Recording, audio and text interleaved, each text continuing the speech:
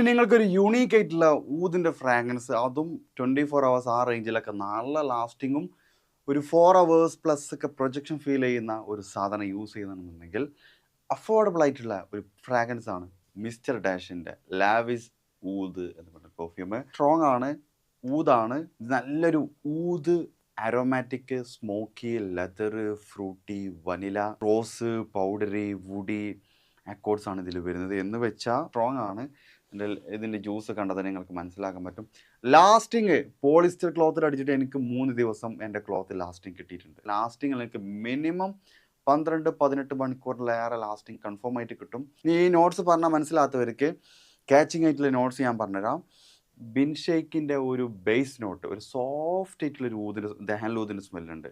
ആ ഒരു സ്മെൽ ഇതിൽ ഫീൽ ചെയ്യാൻ പറ്റും. സിസറേബിൻ്റെ റഷീക്ക് ഉണ്ടല്ലോ, റഷീക്കിൻ്റെ ഒരു വൈബും നിങ്ങൾക്ക് ഇതിൽ ഫീൽ ചെയ്യാൻ പറ്റും. പിന്നെ സിസറേബിൻ്റെ